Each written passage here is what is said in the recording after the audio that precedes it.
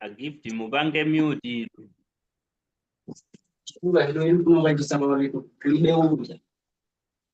Gift banda.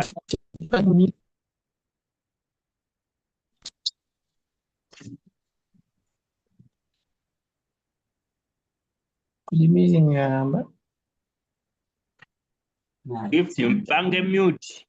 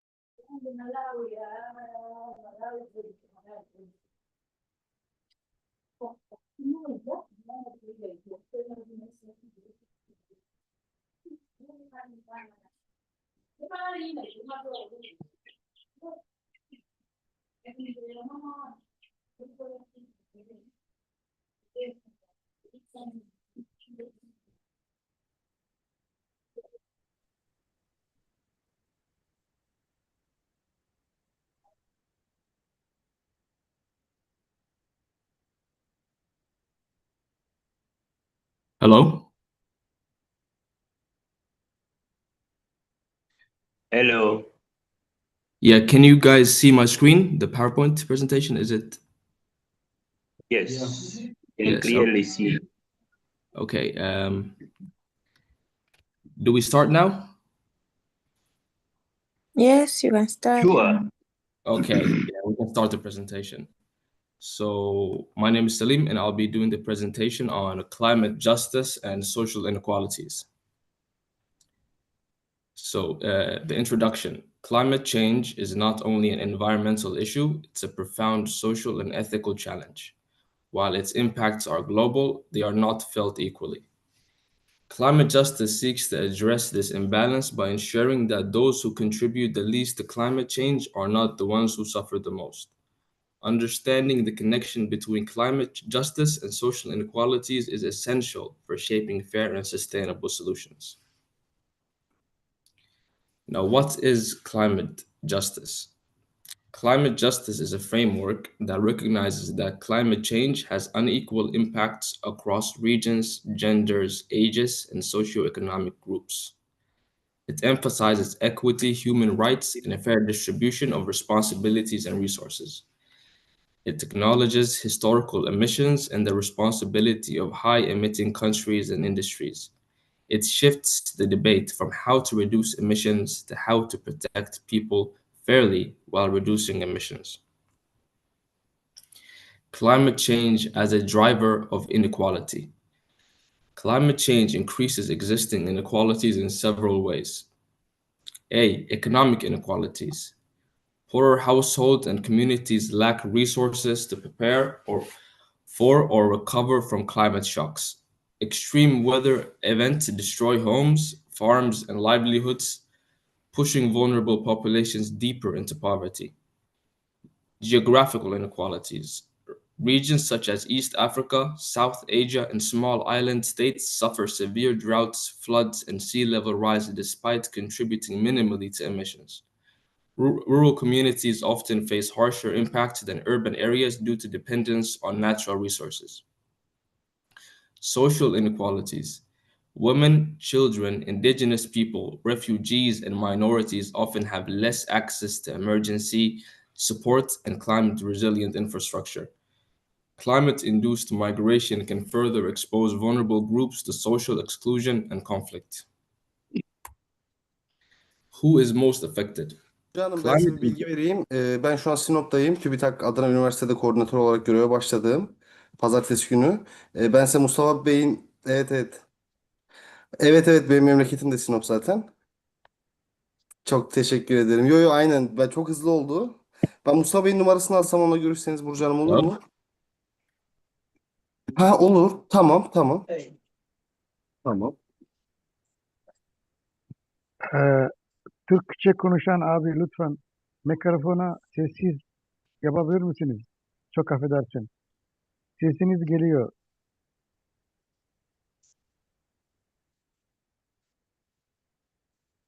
Okay, we can continue. Who is most affected? Climate injustice is visible globally, but certain groups face disproportionate impacts. Indigenous communities, loss of land, traditional livelihoods, and cultural heritage. Youth, facing long-term consequences of decisions they did not make. Women and girls, increased workload, risks of violence during displacement, and reduced access to resources. Low-income communities, limited ability to adapt or relocate. Global South countries, experiencing the worst impact despite the lowest historical emissions. Roots of climate injustice. Climate injustice is linked to historical emissions by industrialized nations, unequal economic systems that prioritize growth over sustainability, colonial exploitation of land and resources, corporate practices that externalize environmental costs to vulnerable communities. Therefore, climate justice requires systemic change, not only environmental action, but social and economic reform. Towards climate justice, key principles. To address inequalities, climate justice advocates several principles. Equity. Different countries and communities have different capacities and responsibilities. Participation. Those most affected must be included in decision-making, especially youth, local communities, and indigenous peoples. Transparency and accountability. Governments and corporations must be accountable for emissions, environmental damage, and climate finance commitments. Protection of human rights. Climate action must safeguard the dignity, safety, and rights of every person. Solutions for a just climate transition.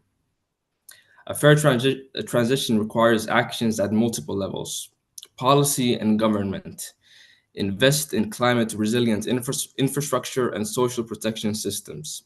Ensure fair access to renewable energy and green jobs. Implement climate education in schools and youth programs. international cooperation.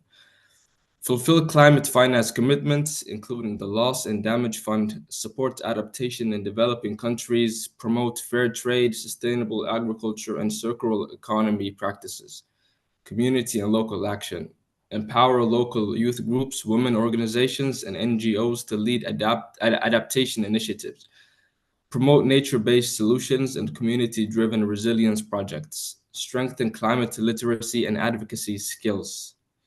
Corporate sector, reduce emissions in supply chains, implement ethical and transparent environmental practices. Why climate justice matters. Achieving climate justice. It reduces poverty and inequality. It protects the most vulnerable. It builds stronger and more resilient communities. It ensures that climate solutions are sustainable and inclusive. It promotes peace and reduces conflict driven by resource scarcity. Without justice, climate action will deepen inequality. With the justice, it can create a more equitable and sustainable world. Conclusion. Climate justice is a call to recognize that our climate future is a shared future. It requires solidarity, fairness, and collective action. Addressing the climate crisis means addressing social inequalities, not separately, but together. A just transition ensures that no community is left behind and that future generations inherit a fairer, safer planet. Climate justice is not only about protecting the planet, it's about protecting people. It's about dignity, equality, and the right of every person to live in a safe and sustainable environment. Yes, that was the presentation.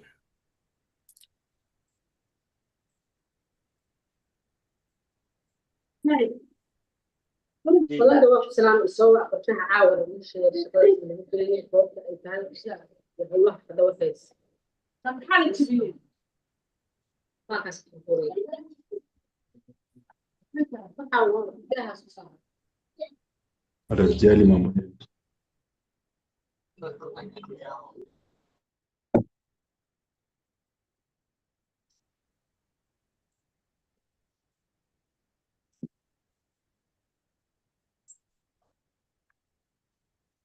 All right, thank you,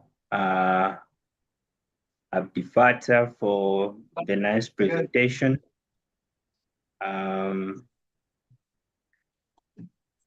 I have actually some questions, especially on the statistical part of how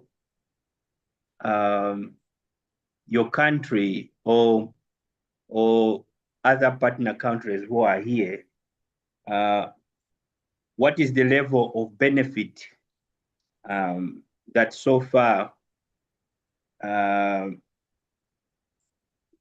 you are able to access in as far as climate injustice is concerned, and the fact that it is the least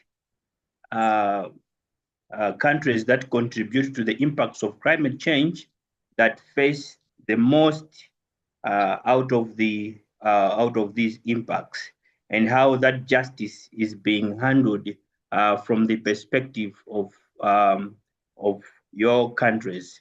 I'll give us a bit of how it is like here in Malawi, because as one of the poor countries, at the same time being so much hit by the impacts of climate change, we at least sometimes get some funds to try and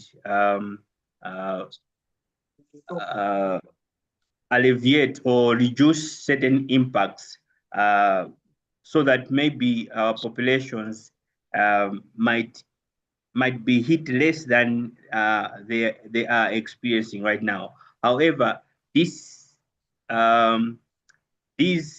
resources are not in a way that are able to fight the level that the country is being hit by these climate impacts.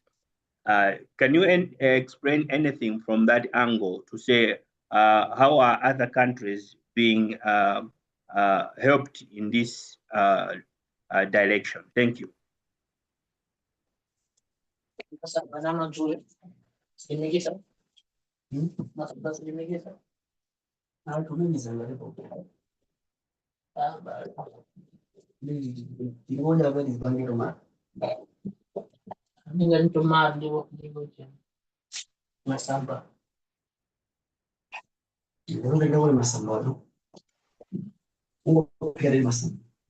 Gift Banda, I think your mic is unmuted and we can hear everything you're saying there, which is not in correlation with what we're doing here. Sorry, sir.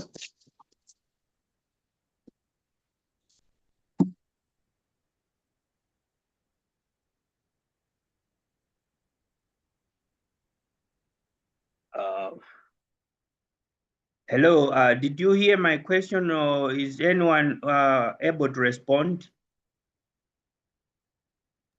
Yes, of course. Mr. Jama is with us online, and I'm sure that he understood and listened. Within seconds, he will be back with us. Okay.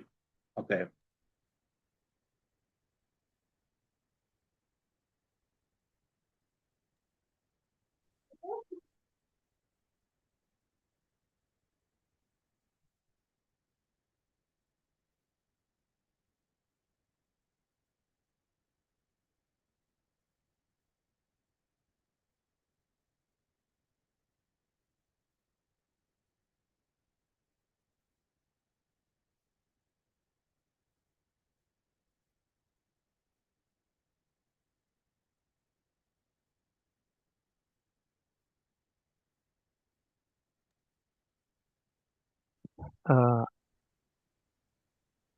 Mr. Salim, if you are here with us, our friend asked a question, and can you please respond to him? Thank you.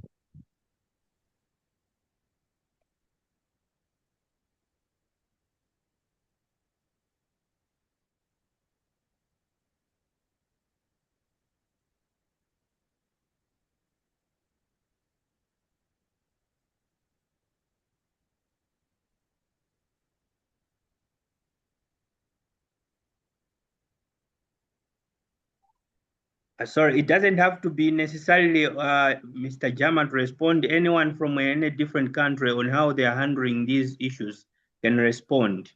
We just want to learn from how you are handling these because we would like to borrow the same from our angle so that we can also influence local policy at the same time being able to influence the national as well as the global policy, since we have an opportunity to be on this platform.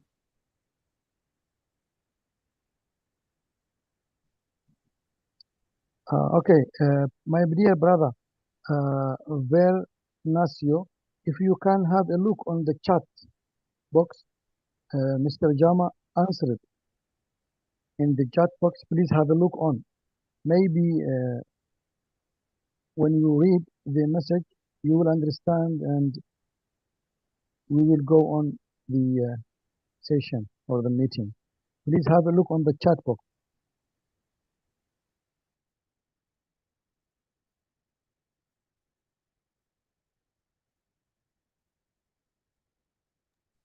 Okay, fine. Yeah, I've seen it. I've seen he's responded, I think, in the chat. It's okay.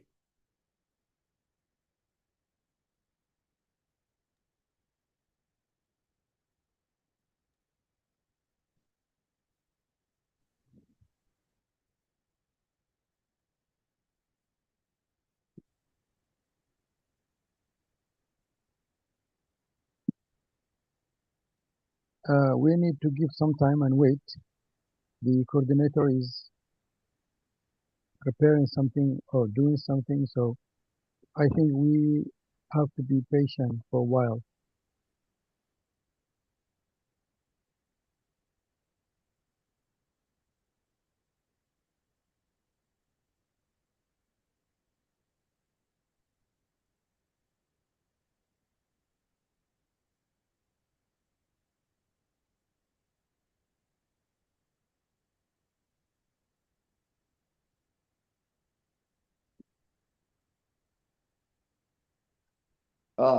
Bujira. Ya. Ya bujira bujira. Fadus Muhammad Madiga. fadlan SDA Sweden maygaaga xir adoo raali ah.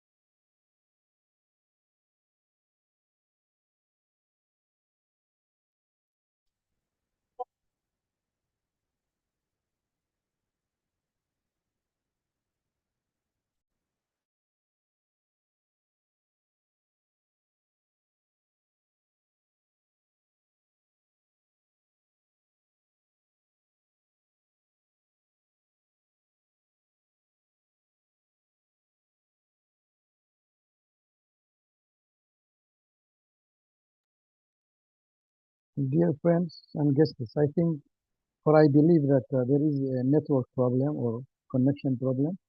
We need to be patient for a while, and thank you for your patience.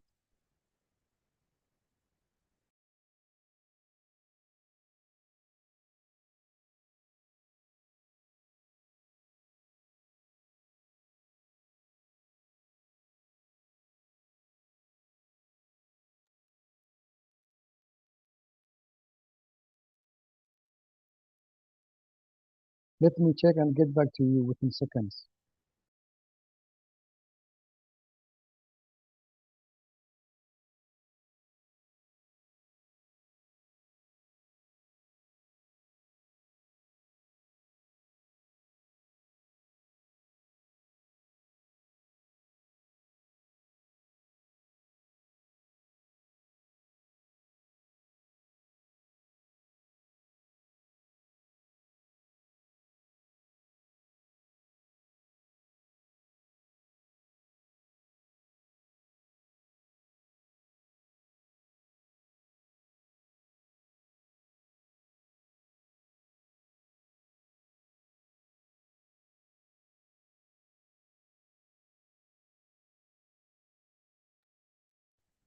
May I suggest something? maybe as we wait for our friends to come back, if there is anyone who would like to share the perspective of climate justice and social inequalities from the perspective of own experience or something they have come across, I think we can make use of this moment as we wait for Abitfat to come back. If there is anyone who would like to share.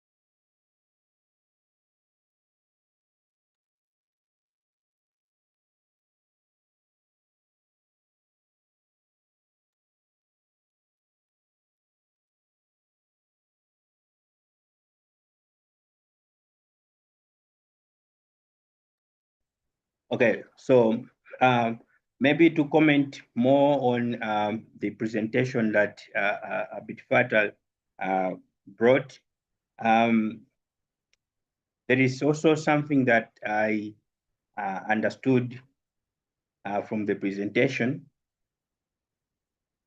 to say that at the heart of climate justice, climate justice frames climate change as a human rights and equity issue, which is, I think, very much coordinated to most of the topics that we've been covering so far. Because when we look at the topics that we initially covered on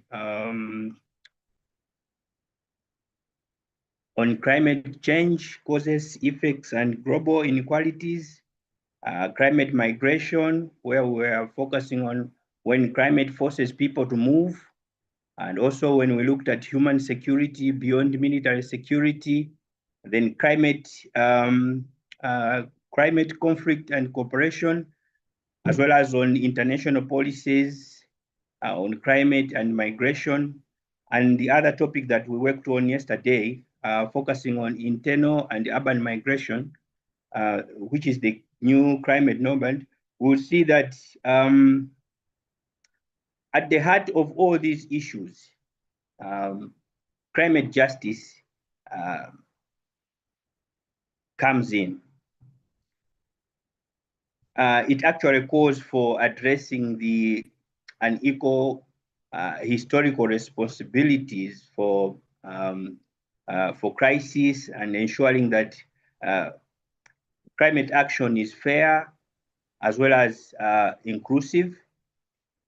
And I think from the presentation, I got something that is really very crucial.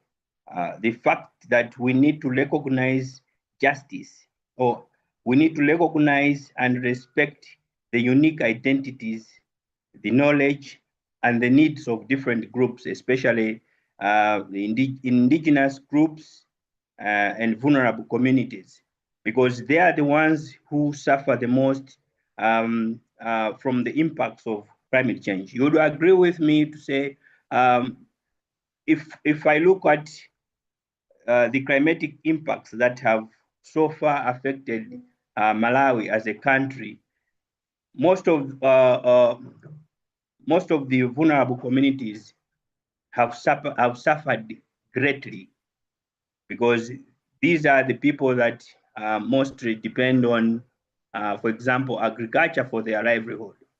And in this, during these situations, everything gets washed away or gets eliminated and then they choose to move to different places. And when we look at the justice part, you would see that in essence, those who benefit less from polluting the environment do not really get what they deserve as people who are not contributing really much to polluting the environment. So I think it is very important that there is great recognition of justice amongst all different groups, so that by the end of the day, the climate justice and these social inequalities that are being discussed here are able to be addressed. I also got something relating to, I think, distributive justice, something to do with distributive justice, where something was being explained in relation to the fair share of both burdens and climate action, and the benefit of the green transition across different societies. And I was asking myself,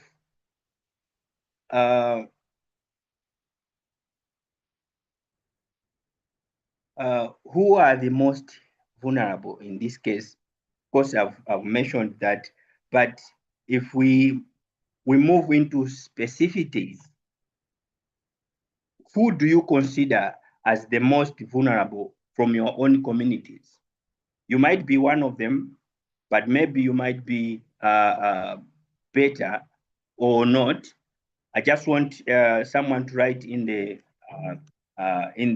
chat who they think are the most vulnerable when it comes to climate justice and social inequalities. And maybe we can pick certain issues from that angle. Thank you.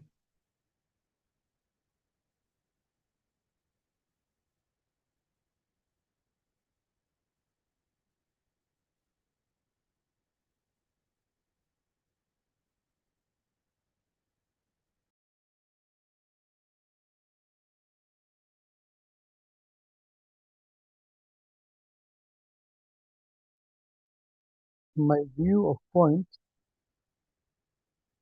can you hear me, guys?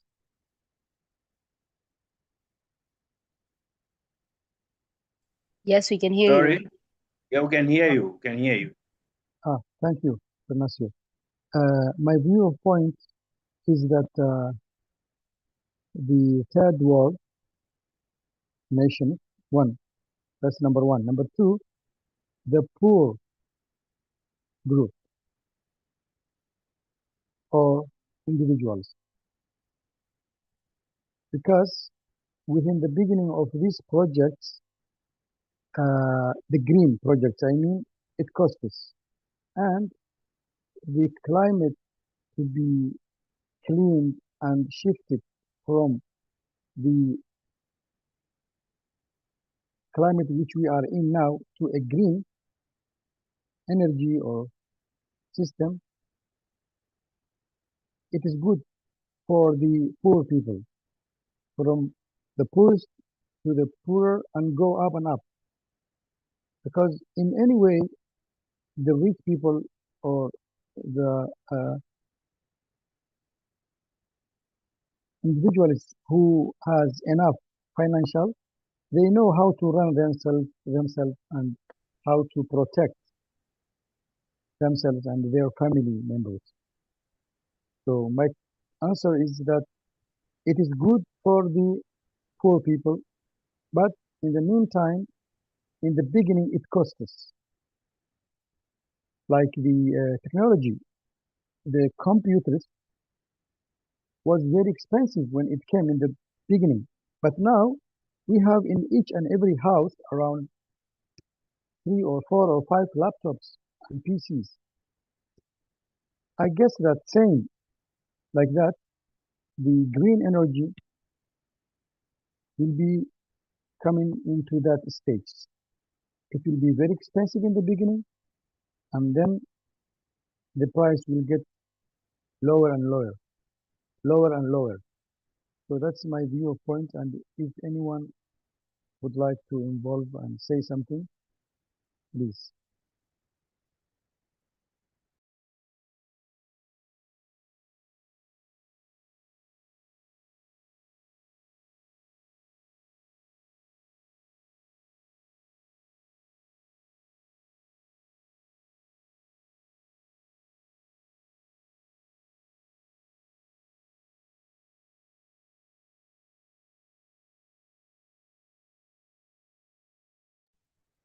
I think the very sad thing is that most of the time you find out that most of the countries, big countries that are even contributors to the greatest number of pollution, are not even part of the green developments that are being put in place. Yet poor countries like Malawi, they have to be on the forefront, whereby we get to suffer a great deal. And even the support that we get, it's not even adequate to the loss and damage that we face due to climate justice. So I feel like maybe there should be a balance to how best we can deal with this from our end, as well as maybe if we meet with the other countries to see how best we can be able to support the vulnerable groups that we have in our communities. Thank you so much, Jesse. And Abdfata, if you are here, please, I think you need to click the recording button because I don't know if you are recording this session so far. I think it would be important to check that. I can see from the comments to say, based on the question that we posed to say who are the most vulnerable in your community in as far as climate justice and social inequalities is the issue that we're working on right now. Someone has written here, I think it is Jesse, in addition to what she just said here, youth are the most vulnerable. Since most of them can, not most of them can make it to the big platforms where policies that affect their future are being made. And yes, women and children are part and parcel of these most vulnerable individuals. And Emo also said, also migrants in our country are the most vulnerable to issues to do with climate justice and social inequalities. Yeah, I totally agree with all of you. In addition to women, girls, elderly people, those with living with disabilities, they are part and parcel of the vulnerability aspect in the issue to do with climate justice and social inequalities. I don't know. What do you think the key injustice system drivers that so far are affecting the achievement of climate justice and so these social inequalities that we are discussing here? You can drop that in the chat also. And if you have anything you need to comment on that, you can come in and say something about what you think are the systemic drivers that are so much key to the injustice in as far as climate change is concerned.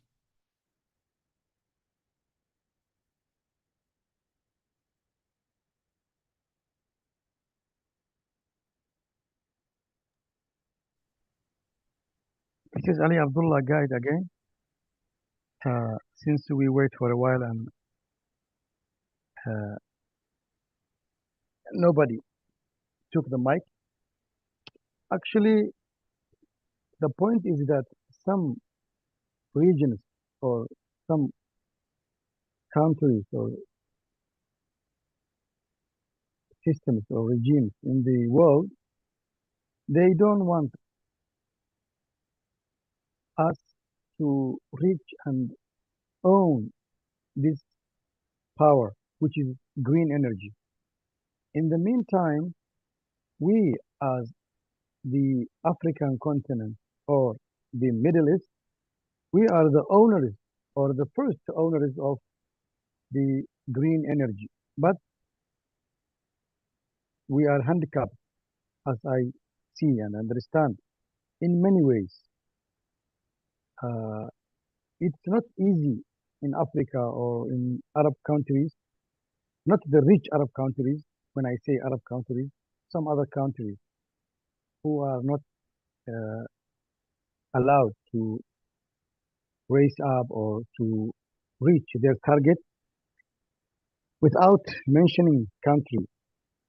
Uh, if they have the facility or they can receive the technical service and tools, we have enough sun, we have sea,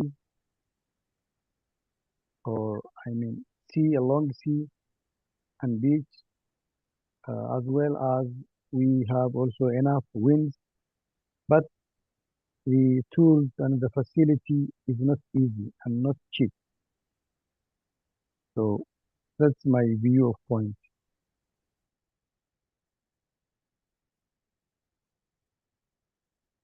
Okay, all right. Thank you so much for that. And in addition to what you've said, I personally find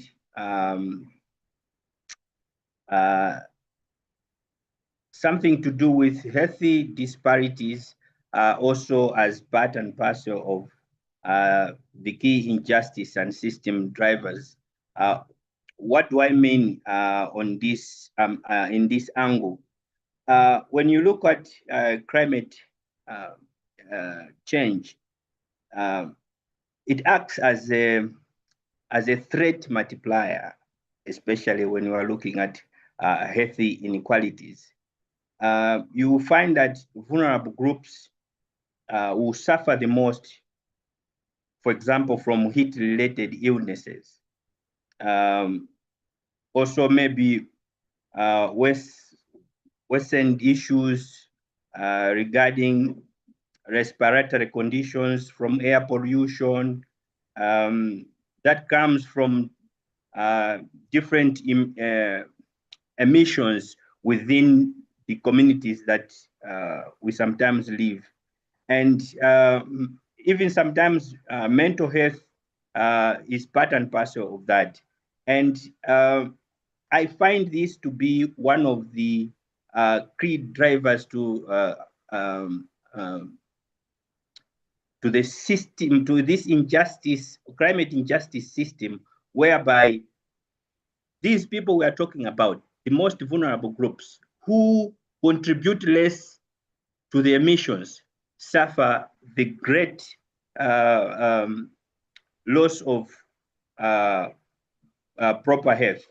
And in addition to that, they cannot get an equivalent amount of help that can counterbalance how much these people are suffering from these health disparities. At the same time, I'm also looking at an equal access to solutions. Okay, an equal access to solutions whereby the benefit of climate action are not evenly shared. Of course, when we go, when people go to COP year in, year out, there are a lot of promises that are given to the poor countries. But by the end of the day, less is done. And in the aspect of young people, even though sometimes they are being put in front, but I personally find that most of their ideas, or most when it comes to decision making, young people's ideas are left behind. They are picked at the point of discussing these issues, but when it comes to implementation, they are still left behind. And that does not go very well with me personally when I look at these issues. And I see from the chart here, we have Mavis Mwase, who says, unsustainable development model, which can prioritize economic growth over social and environmental well-being, can be one of the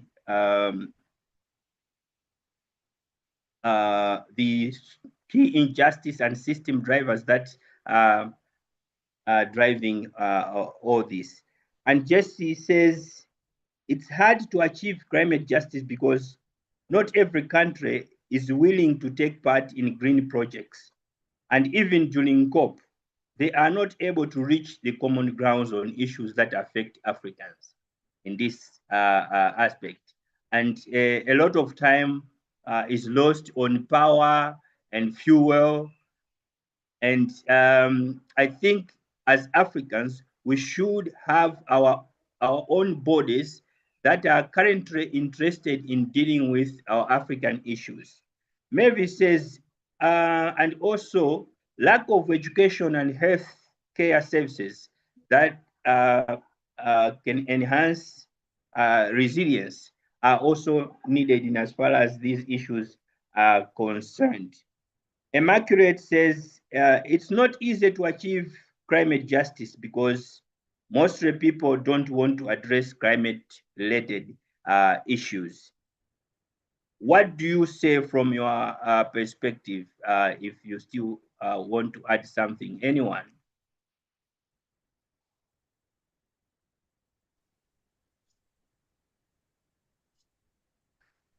Or maybe what can we do? What should we say should be the pathways to a justice transition?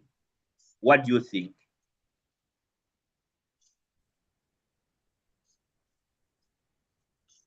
Since achieving climate justice will require deliberate action, maybe to try and correct these imbalances that we are discussing here.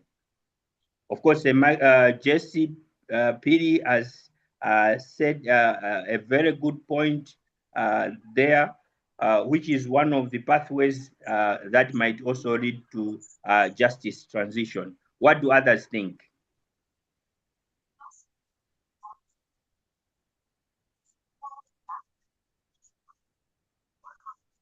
In my case, I think maybe if we could start it from our localities, okay, to try and hold our polluters accountable, so that we are able to address our own issues from our local perspective, and using that to influence our own policies to ensure that when people are polluting, okay, they are also being held accountable to replenish whatever damage they have caused in that case. I see a market here. It says, Ellen Jackson says, lack of climate finance and insufficient funding for climate adaptation and mitigation efforts in vulnerable countries perpetuate climate injustice. And in response to what we think are the pathways to a just transition, Margaret says we should support climate policies. So this is what we are talking about, to say maybe if we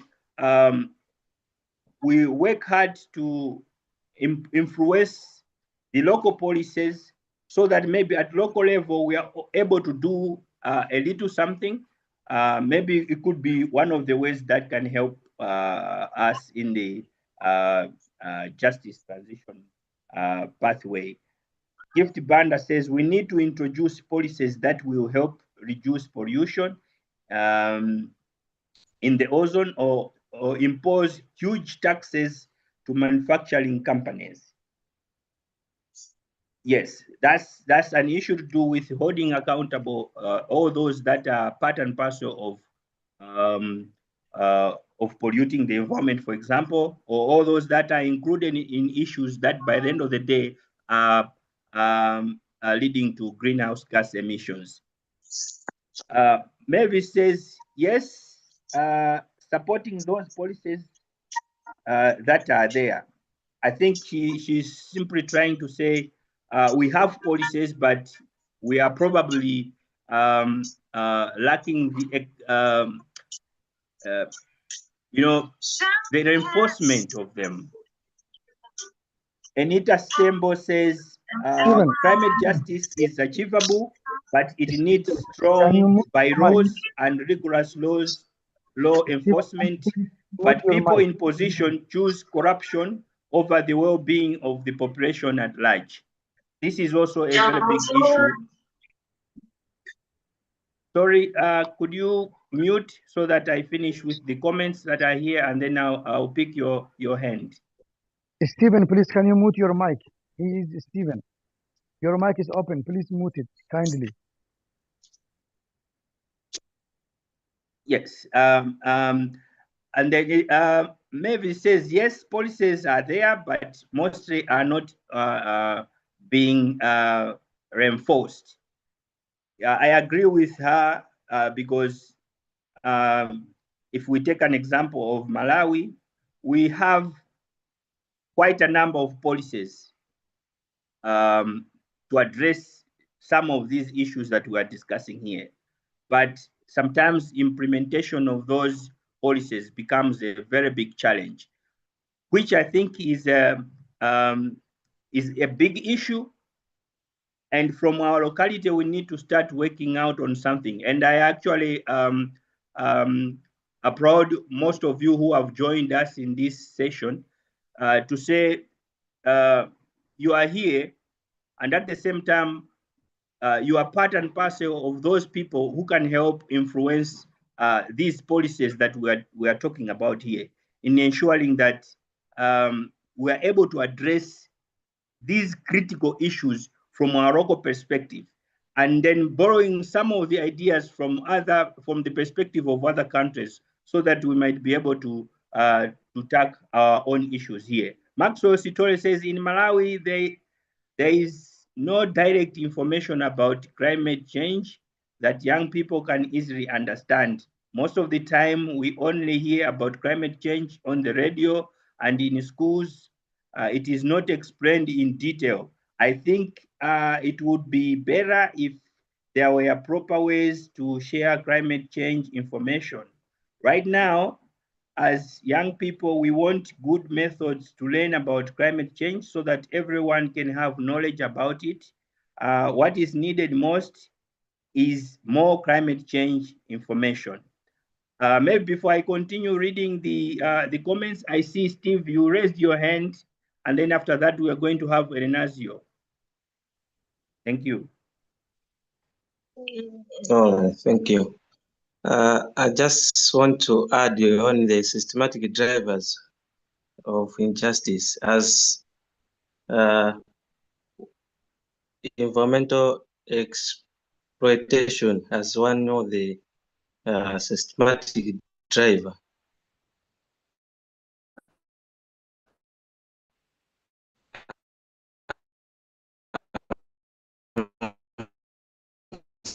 Saying this because actions they also put those living in rural communities in danger to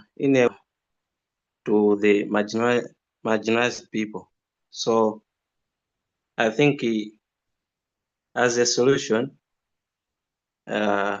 being to ensure a fair distribution of benefits from the industrial action, it may be through creating jobs to those living around the industry or any other benefit that industry can contribute. This can be through sharing with them a small proportional percentages from the profit they can make. So can also be a solution to that problem. And also give local and indigenous communities control over the land they can plant that industry. Sure, thank you.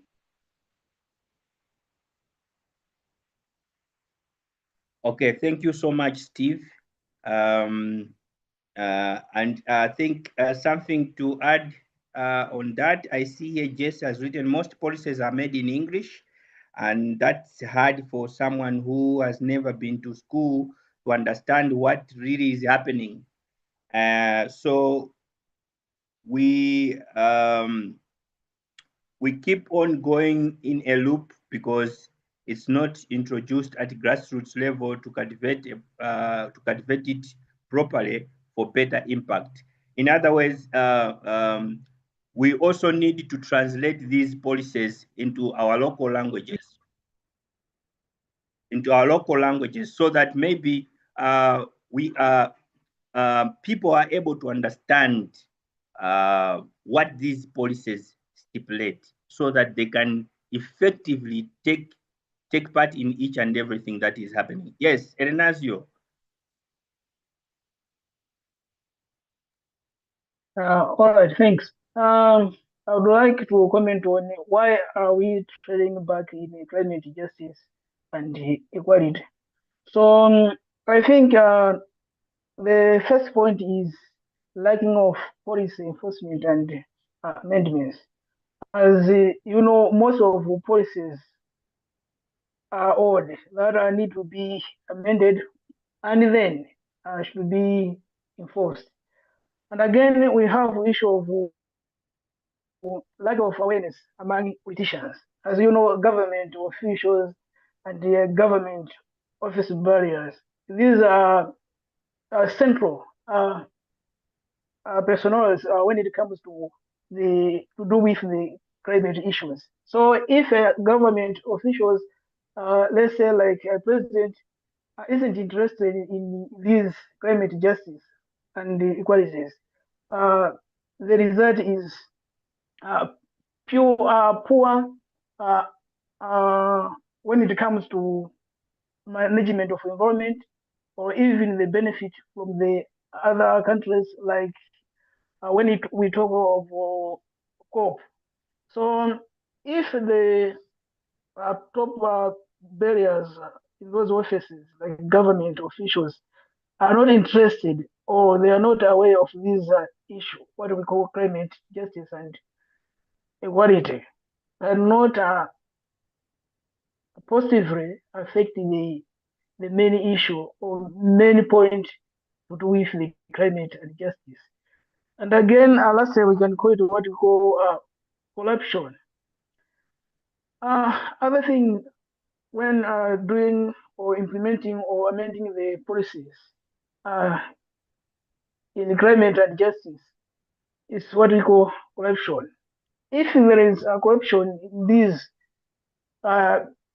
sectors of climate and justice and equity, the main issue of implementation or enforcement can be there, as most of office holders or office barriers cannot take it into the ground, so that they can be implemented for the better results. So I think if you can consider having something or tackling these issues that's to do with policy awareness, and again corruption reduction among the office barriers, as well as to do with the awareness of politicians, at least we can move forward in terms of engagement on climate justice and the equalities. That's what I wanted to say. All right. Thank you so much, Renazio, for that. And also to finish some of the comments that we have here, James Akariba says, we need to educate more youth about climate change. And I think this one is building strength from what one of the participants also put forward here. Ellen Jackson says sustainable land use implement practices like, okay, we need to involve sustainable land use, implement practices like reforestation, agroforestry, and climate smart agriculture. Remember, we are looking at the pathways to a justice transition. There is one thing that is really interesting that I think is also needs to be at the middle of this whole issue. Something to do with finance as a fair transition in this case, where wealthy nations must meet and exceed the commitments to provide climate finance to developing countries. I think this is what Jesse was explaining, to say usually ever since loss and damage fund was introduced at COP27, it is always an issue that does not come to a conclusion. There are usually ups and downs on whether that must work or not. It works, but not necessarily to the level that the agreements are always put in place. So this is one of the areas that is very crucial, because people want to pollute more, but they don't want to clean. Now, this is very unfair. Okay, it's very unfair, and we need to ensure that we continue to hold accountable those who pollute a lot and do not want to clean this. And one of the ways to do that is to ensure that we are able to voice out. And thanks to this platform, we are able to say something. Whoever is going to watch, one or two people will still get to hear about this, and also in a way try to take an action. And it's good that all of us are here working on this together and trying to find solutions towards what we think might be our justice pathway. Abid Fatah here says, okay, yes, I think you should share the post survey so that we are able to fill it out before the time ends. And maybe something that we might need to add in addition to this, because from my angle, I think I have exhausted everything. But if there is anyone who would like to say something, yes. Beatrice says, I would support awareness of policies and be made available in our native languages so that we are able to understand what exactly is going on. Until now, there are still people who do not really understand. They think climate change is just one of the titles of the song that is famous at the moment, and people are trying to dance to it, but they don't understand the message that is in it. I think it is really critical that we give an opportunity to the people to understand these policies from their local perspective, for easy implementation and for easy holistic support in fighting the impacts of climate change. What do others think as we go towards the end of this session?